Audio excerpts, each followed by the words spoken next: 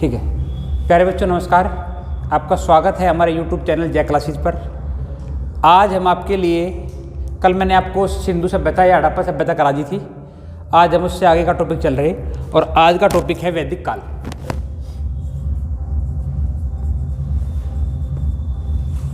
कल आपने एक सभ्यता पढ़ी थी सिंधु सभ्यता, ये भी एक सभ्यता है। वैदिक जो पीरियड है, वैदिक जो काल है, ये एक सभ्यता का काल है। कल की जो सभ्यता थी वो आपने पढ़ी थी कि वो शहरी सभ्यता थी, और ये एक सभ्यता है, ये है ग्रामीण सभ्यता।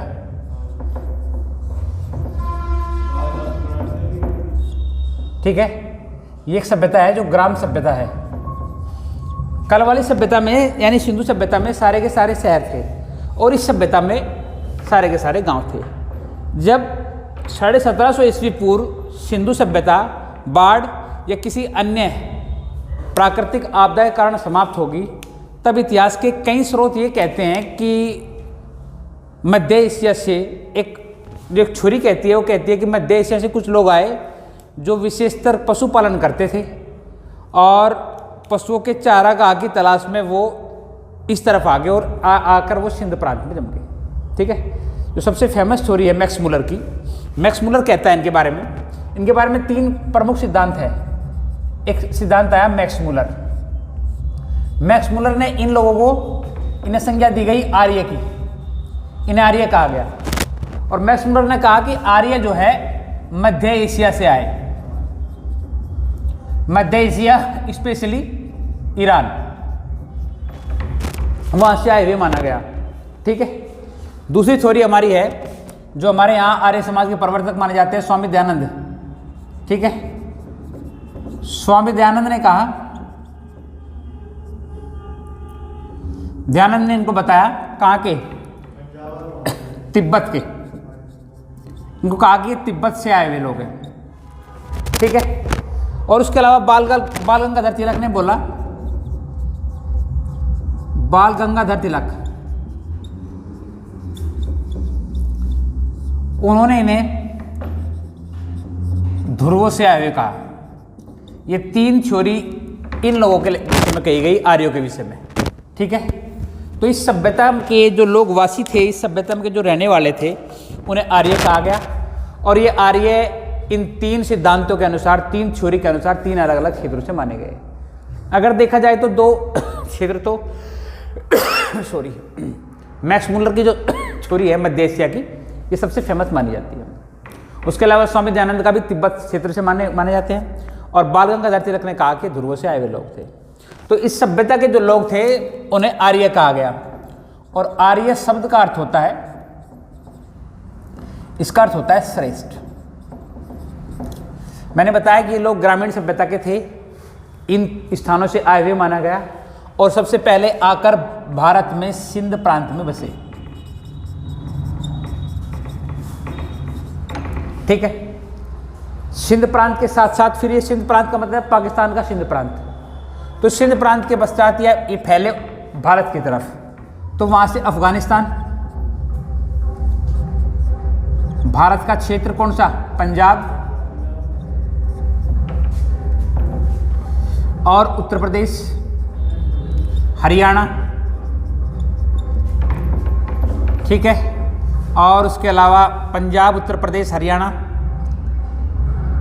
आप ये कह सकते हैं कि गंगा क्षेत्र में फैले, जो गंगा का क्षेत्र है उसमें ये लोग फैले, और ये पूरा का पूरा जो सभ्यता है ये आर्य द्वारा बसाई गई। ठीक है, मैंने बताया कि इन लोगों का जो प्रमुख व्यवसाय था वो कृषि था।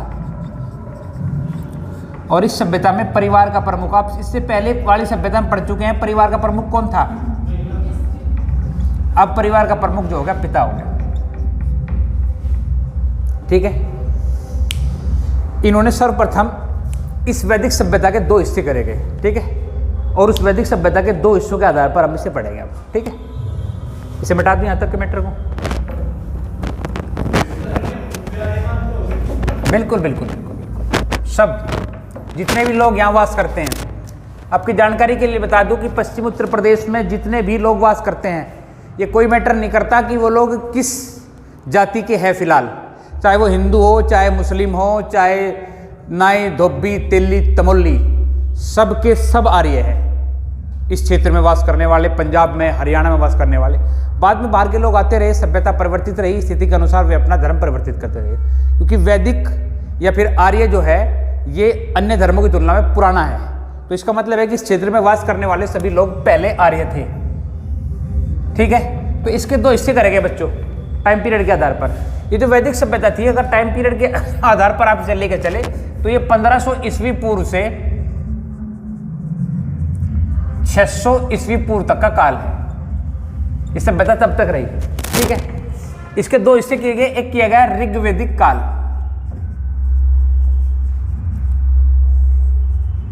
और दूसरा हिस्सा हो गया उत्तर वैदिक काल।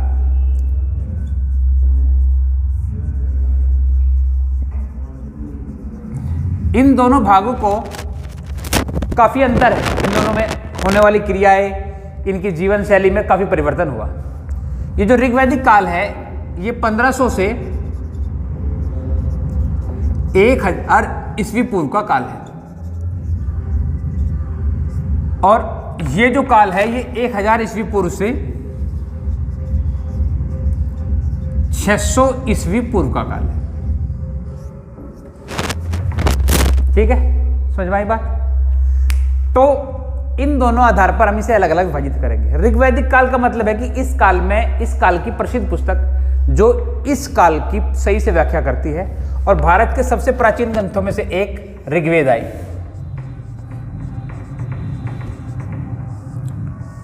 ठीक है, वैदिक काल है तो इस काल में 4 वेदों की रचना की गई।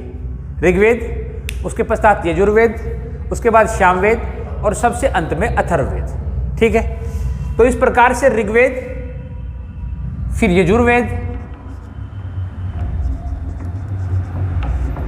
फिर सामवेद और सबसे लास्ट में अथर्ववेद।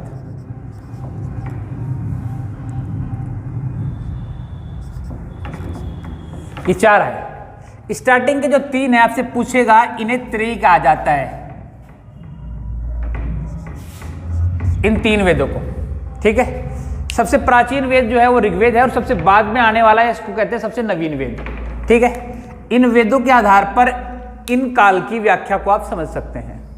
जैसे सबसे पहली बात अगर हम बात करते हैं ऋग्वैदिक काल के बारे में, ठीक है, तो इस काल में वर्ण व्यवस्था जो थी, वर्ण व्यवस्था कर्म पर आधारित थी।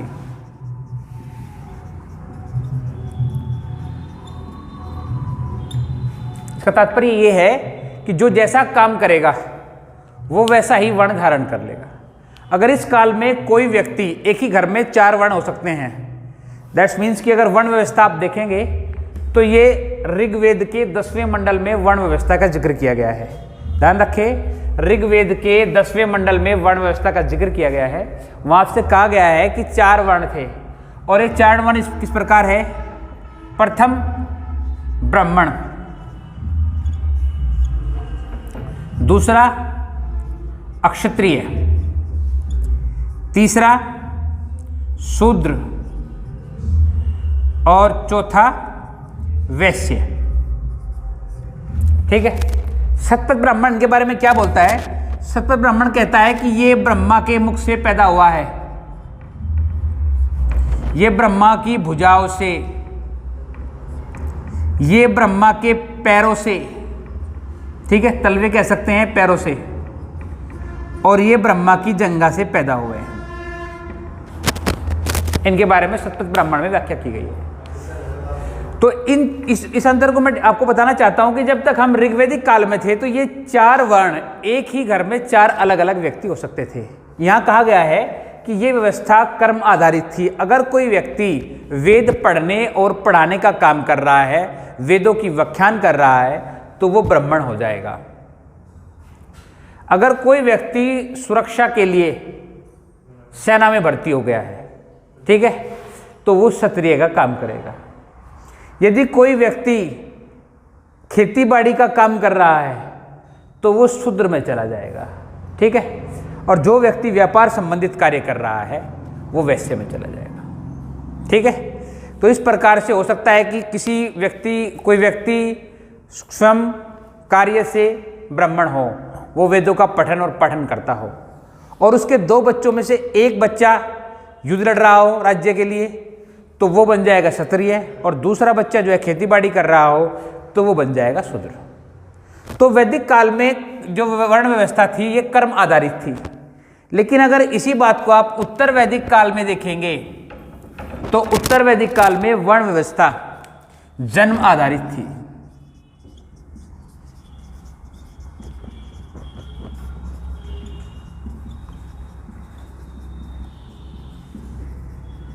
ठीक है, फर्स्ट समझ में आ गया। इस काल में मूर्ति पूजा नहीं थी,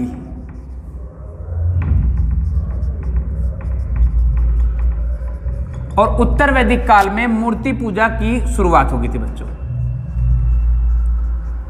मूर्ति पूजा का प्रारंभ हो गया था। ठीक है, अंतर आपको समझ में आ रहा? ठीक है, इस काल में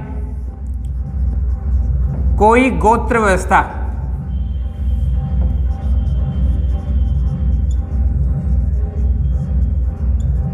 नहीं थी। इस काल में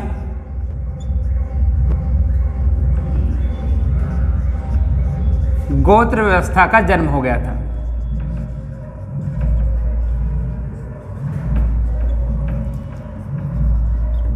ठीक है, इस काल में राजा का चयन होता था। ठीक है, क्या होता था कि उस समय के राजा के काल की या उस समय के राज्य की विद्वान लोगों की एक कमेटी होती थी, और जिसे बोला जाता समिति, और समिति राजा को विशेष विषय पर सुझाव देती थी, प्लस राजा का चयन करती थी। अगर राजा न्याय उचित कार्य नहीं कर रहा है तो ये समिति उस राजा को उसके पद से उतार भी सकती थी। तो कारण यह है कि उत्तर वैदिक काल में ऋग वैदिक काल में राजा का चयन होगा। ठीक है, जबकि इसी बात को अगर हम उत्तर वैदिक काल में लेके चले तो राजा का पद वंशानुगत हो गया था।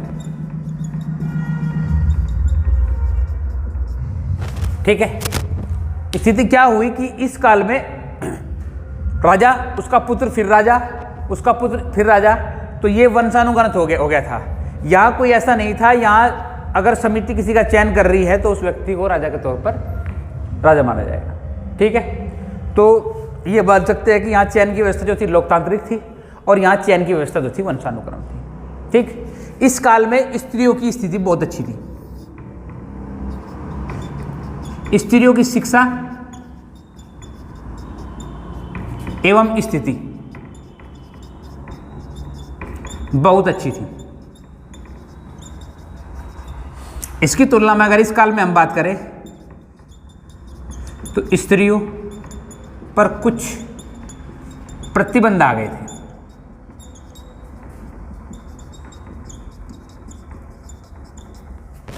ठीक है, अगर हम सामान्य दृष्टि से दोनों कालों की तुलना करें तो ये काल रामायण का काल है और ये महाभारत का काल।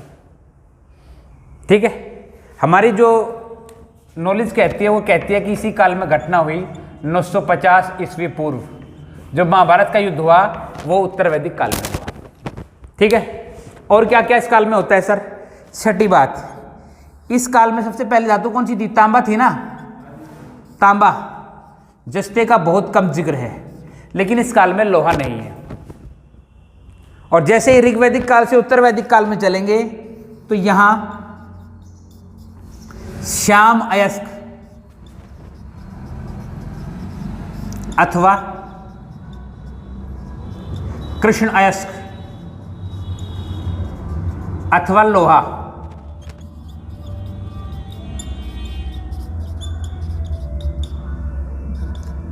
उत्पत्ति हो चुकी थी सर। इसके प्रमाण है हमारे पास। ठीक है, इस काल में लोहे के प्रमाण क्या है सर? इस काल में लोहे के प्रमाण, ये मिटा दूं पूरा। ठीक है, बस ये प्रमाणित करता हूं कि इस काल में लोहे के प्रमाण क्या हुए, कहां से मिले। 1050 ईस्वी में ईस्वी पूर्व, ईस्वी नहीं सॉरी 1050 ईस्वी पूर्व, जगह है अंतरजी खेड़ा से 1000 ईस्वी पूर्व के लोह अस्त्र प्राप्त हुए। ठीक है, 1000 ईस्वी पूर्व के लोह अस्त्र कहां से हुए? ये हुए अफगानिस्तान, काबुल, कंधार से प्राप्त हुए, जो इस बात का प्रमाण है कि उत्तर वैदिक काल में लोहा बड़ी मात्रा में लोहे की खोज हुई और फिर बड़ी मात्रा में लोहे से अस्त्र और शस्त्र बनाए गए।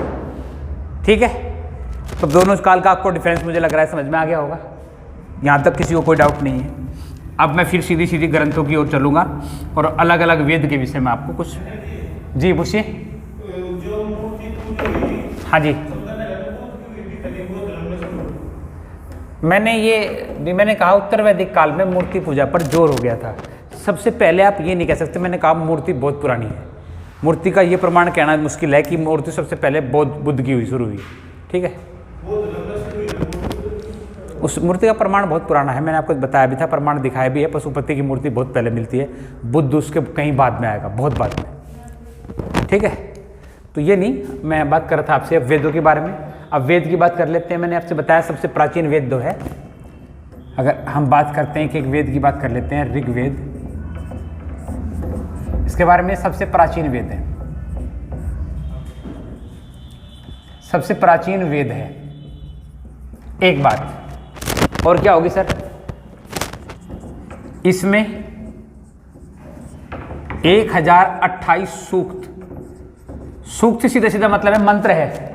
ठीक है, 1028 सूक्त अथवा मंत्र एवं 10 मंडल है। ठीक है, और क्या विशेषता है इसका? 2 से 7वां मंडल संग्रह जो है उसे कहते हैं वंश मंडल। ठीक है, इसका जो पहला एवं 10वां मंडल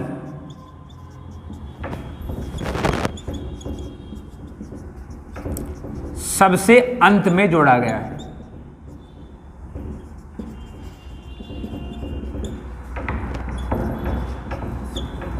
ठीक है, इसका जो 9वां मंडल है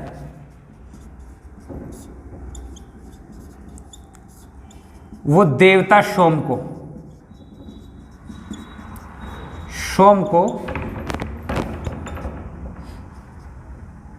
समर्पित है।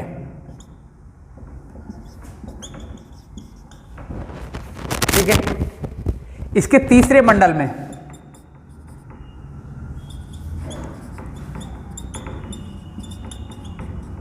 गायत्री मंत्र को दिया गया है।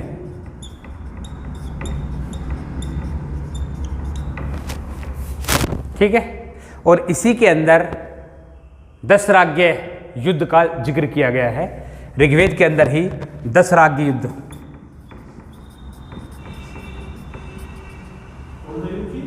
दस राज्य युद्ध जो सुदास एवं 10 जनों के बीच में, जनों के मध्य लड़ा गया। ठीक है, ये सारी की सारी बातें जो है ऋग्वेद से है। एक्सेप्टेड सवाल आपसे यहां से पूछ सकता है और आपको इनके बारे में जानकारी होना चाहिए कि ऋग्वेद के बारे में क्या क्या व्यवस्था है। ठीक है, करते हैं उसके बारे में बात। जो सवाल अभी मैं इनके सारे के बारे में बात करता हूं अलग अलग। ठीक है, कोई दिक्कत नहीं, आता आगे बढ़ता हूं। अब ऋग्वेद के पश्चात आता है यजुर्वेद। यजुर्वेद के बारे में क्या क्या हो सकता है सर? ऋग्वेद के बाद यजुर्वेद आएगा और यजुर्वेद कहता है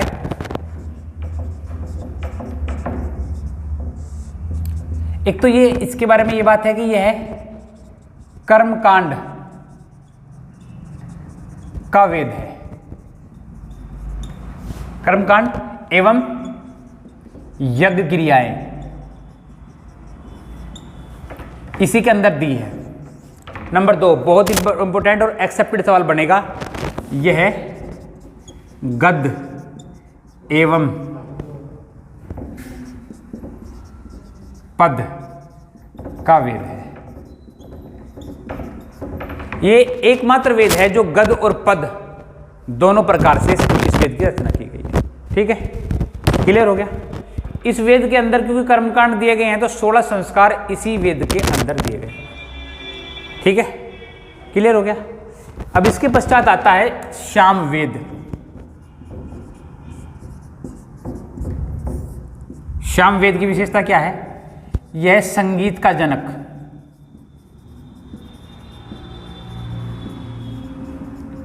माना जाता है। इसमें स्वर एवं तरंगा शरण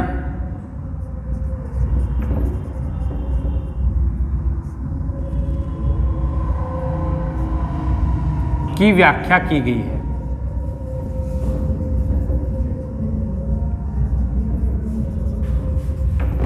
ठीक है, अगर आपसे पूछे कि कौन सा वेद है जो संगीत का जनक माना जाता है तो श्याम वेद को संगीत का जनक माना जाता है। ठीक है, अब चौथा और अंतिम वेद जो है वो अथर्ववेद है। इसके बारे में कहा जाता है कि यह वन कुमारों द्वारा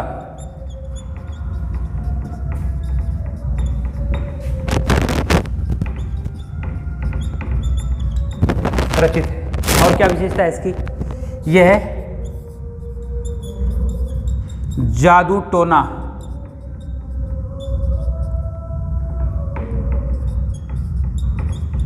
तंत्र मंत्र का वेद है। इसके बारे में यह बात कही जाती है कि जादू टोना और तंत्र मंत्र का वेद। ठीक है, अब सवाल यह पैदा होता है कि चारों के चारों वेद आए कहां से और किसने इसकी रचना करी। ठीक है, जितने भी चारों वेद है उस सब में बहुत सारे अलग अलग ऋषि मुनियों द्वारा मंत्र दिए गए हैं, फिर उन सबका संकलन करके वेद की रचना किसी अलग व्यक्ति ने करी है। हुआ इनके बारे में ये कहा जाता है कि ब्रह्मा द्वारा अलग अलग ऋषि मुनियों को मंत्रों का ज्ञान दिया गया और उन अलग अलग ऋषियों ने अपने शिष्यों को उन मंत्रों के बारे में बताया। ठीक है, और शिष्यों ने उन मंत्रों का प्रचार प्रसार करा। और फिर एक व्यक्ति आए, नाम है वेदव्यास। वेदव्यास ये वेदों के संकलन करता है। इसका मतलब क्या है? इसने खुद नहीं लिखे ये सारे। इसने क्या करा कि जिस जिससे जो जो सुन रखा था, जिस जिससे जो जो चीजें थी उन्हें इकट्ठा किया। और संकलन का अर्थ होता है जोड़ना। इसने उन सबको इकट्ठे करके जोड़ दिया। इस कारण से इस व्यक्ति को वेदों का संकलन करता कहते हैं। और क्योंकि सारे वेद सबने किसी ना किसी से सुन रखे थे मंत्र, तो इसका मतलब ये सुने हुए हैं। इस कारण से वेदों को श्रुति कहते हैं। आपसे पूछेगा श्रुति किसे कहते हैं, तो यही कारण है कि वेदों को श्रुति कहते हैं। बोलो बच्चों, यहां तक कोई समस्या किसी को हो तो बताओ। नहीं है? गायत्री मंत्र का मैं जिक्र कर चुका हूं। गायत्री मंत्र के बारे में एक बात जान लेना। आपसे पूछ सकता है कि गायत्री मंत्र को दिया किसने था? किसने दिया था? बोलो, गायत्री मंत्र किसने दिया था? विश्वामित्र ने दिया था। ठीक है, किसको समर्पित है? ये सवित्र देव, ठीक है, सविता को समर्पित है। सूर्य की उपासना के लिए दिया जाने वाला मंत्र है। ठीक है, आप जानते हो गायत्री मंत्र को। मुझे उम्मीद है कि सभी को गायत्री मंत्र याद होगा। इस काल में, वैदिक काल में जो पुलिस होती थी, पुलिस आपसे पूछ लेगा, एक्सेप्टेड सवाल है। वैदिक काल की जो पुलिस है उसे कहते थे उग्र। उग्र। और जो इस काल का जासूस होगा, माने क्या? गुप्तचर। इस काल का जो गुप्तचर होगा उसे कहा जाएगा स्पष्ट। ये 2 सवाल भी आपसे पूछ सकता है, एक्सेप्टेड सवाल है। आपसे पूछ सकता है कि किस काल में किस देवता को प्रमुख स्थान दिया गया। ठीक है, तो प्यारे बच्चों 2 काल मैंने बताया अलग अलग है, एक ऋग्वैदिक काल, एक उत्तर वैदिक काल। ऋग्वैदिक काल का जो प्रमुख देवता है वो इंद्र है। ठीक है, ध्यान रखिएगा।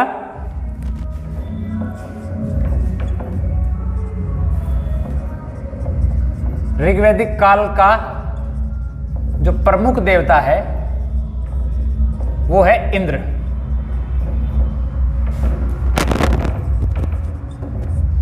इसे वर्षा का देवता भी माना जाता है और ऋग्वेद में इसका 250 बार जिक्र हुआ है। ठीक, ऋग्वेद में 250 बार इंद्र का जिक्र है। आपसे पूछ सकता है कि कितनी बार इंद्र का जिक्र किया गया है। उसके अलावा अगर बात करूं उत्तर वैदिक काल की, तो उत्तर वैदिक काल का जो प्रमुख देवता है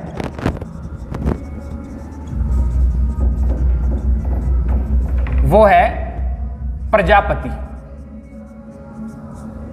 प्रजापति प्रमुख देवता है। ठीक है, मनुष्य एवं परमात्मा के मध्य का मध्यस्थ अग्नि जो है परमात्मा और मनुष्य के मध्यस्थता करता था। ठीक है, अगर आपसे पूछ लिया पशुओं का देवता, तो ये पूषण है। ठीक है, इसे शूद्रों का देवता भी कहते हैं।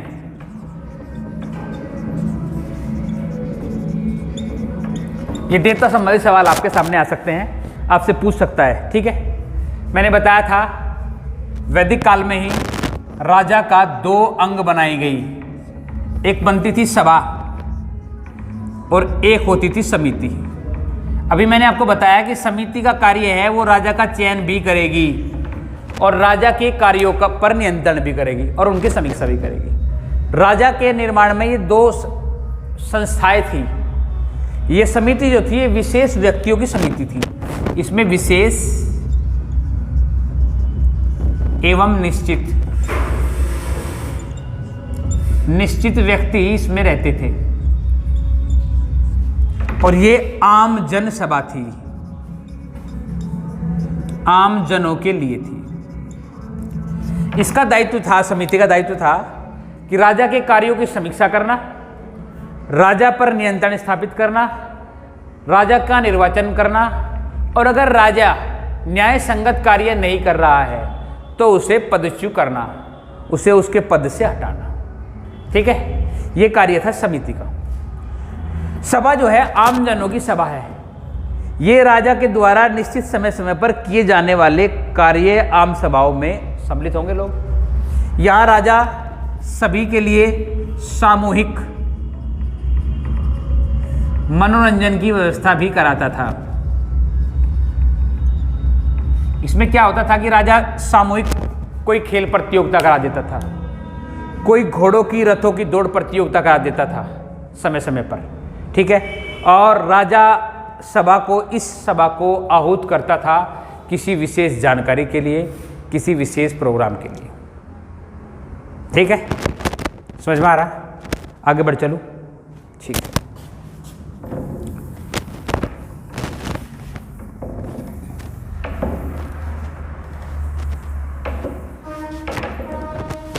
मैंने वेद की आपसे बात कर ली, राजा की स्थिति के बारे में मैंने आपसे बात कर लिया। राजा के द्वारा लगाया जाने वाला कर, बलि जो है ये वैदिक काल में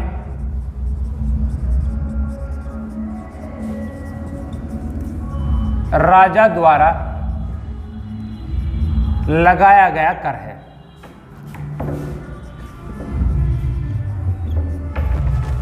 ध्यान रखना, ये भी उत्तर वैदिक काल में आया। अगर आप इसे भी एग्जैक्टली जानना चाहें तो जो बलि कर लगा है ये उत्तर वैदिक काल में आम जन पर राजा द्वारा लगाया जाने वाला कर है। ठीक है, इसी काल में वैद को कहते थे भेषज ये वैद का उच्चारण था, बुलाया जाता था। ठीक है, इस काल की दो प्रमुख रचनाएं हैं या दो महाकाव्य कह सकते हैं। इस काल के दो प्रमुख महाकाव्य वे है रामायण एवं महाभारत। मैंने आपको बता दिया कि महाभारत कब की घटना है। ये 950 ईस्वी पूर्व में होने वाला एक युद्ध था जिसका जिक्र इस ग्रंथ के अंदर किया गया है। आपसे एग्जाम में पूछ सकता है कि महाभारत का प्राचीन नाम क्या है? क्या है? जय संहिता। ठीक है, याद रखना, आपसे ये भी एग्जाम में पूछ सकता है कि महाभारत का प्राचीन नाम क्या है। ठीक है, इसी का है। हाँ, वो उसका फारसी भाषा में अनुवाद है। ठीक है, अब आपसे एक्सेप्टेड सवाल ये पूछ लिया कि वैदिक काल की प्रमुख नदियां हैं जिन्हें आज किसी और नाम से और वैदिक काल में किसी और नाम से बुलाया जाता था। ठीक है, तो वैदिक काल की उन नदियों को समझने की एक शॉर्ट ट्रिक मैं आपके लिए लेकर आया हूं, वो आप समझ लो। वैदिक काल की नदियां, ठीक है, इसकी मैं एक शॉर्ट ट्रिक लेकर आया हूं। अगर आप उस शॉर्ट ट्रिक को समझ ले तो सारी वैदिक कालीन नदियां जो जिनका आज से संबंध है उन्हें आप समझ पाओगे। ठीक है, शॉर्ट ट्रिक समझो क्या है। यदि तुझे चीनी गोल वसा दे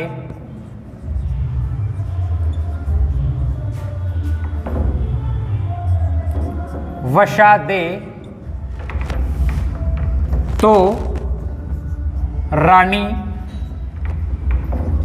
दर सदरी होगी। ये सूत्र है भाई। अगर आप इस सूत्र को याद कर लेंगे तो वैदिक कालीन सारी नदियां आपके लिए याद करना सरल हो जाएगा। ठीक है, जुगाड़ है, यदि तुझे चीनी गोल वसा दे तो रानी दर सदरी होगी। इस ये से निकला है यमुना, ये आज का नाम है, और इस दी है ये अंतिम वर्ड है, ये कलंदी। वैदिक काल में यमुना को कलंदी कहते थे। बोलो, समझ में आया क्या? ठीक है, ये तय वर्ड आया, इससे निकल कर आया वितस्ता।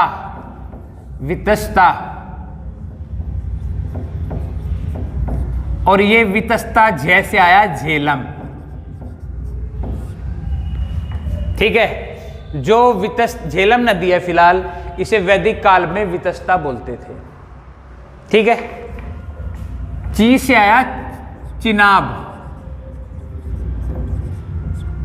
और ये अंतिम वर्ड है, इससे निकला अस्कनी।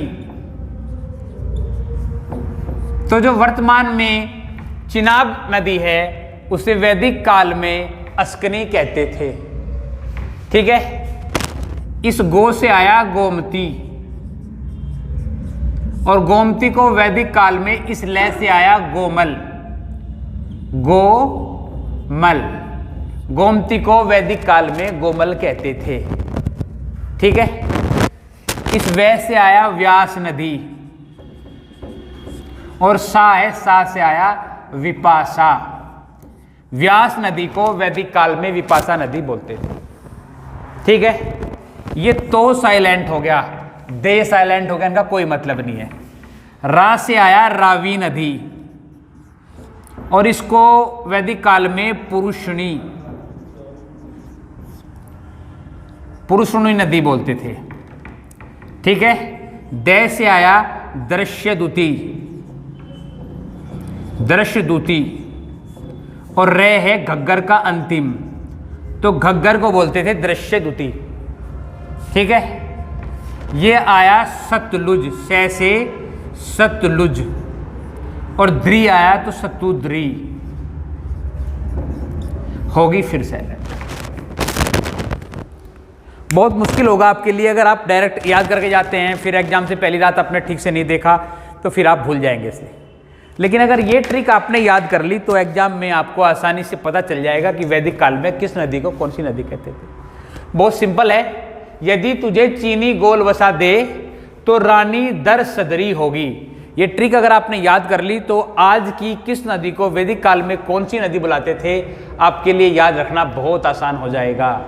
कोई समस्या इस टॉपिक में आपको नहीं होगी कि आज की किस नदी को, यमुना को वैदिक काल में कालिंदी कहते थे, झेलम को वितस्ता कहते थे, चिनाब को अस्कनी कहते थे, गोमती को गोमल, व्यास को विपाशा और रावी को पुरुषणी, गग्गर को दृश्यदूती और सतलज को सतुद्री कहते थे। ठीक है, आपके लिए आसान हो जाएगा ये याद रखना कि उस काल में किस नदी को क्या कहते थे। ठीक है, तो मान के चलता हूँ कि वैदिक काल के सारे कॉन्सेप्ट, सारे टॉपिक आपको ठीक से समझ में आए होंगे। कोई डाउट आपका अगर है तो मैं तैयार हूँ लेने के लिए, उसका जवाब दूंगा। कोई डाउट हो तो पूछ लो। कोई डाउट नहीं है? चलो ठीक है, फिर यहाँ तक आपने वीडियो देखा उसके लिए बहुत बहुत धन्यवाद। Thank you very much.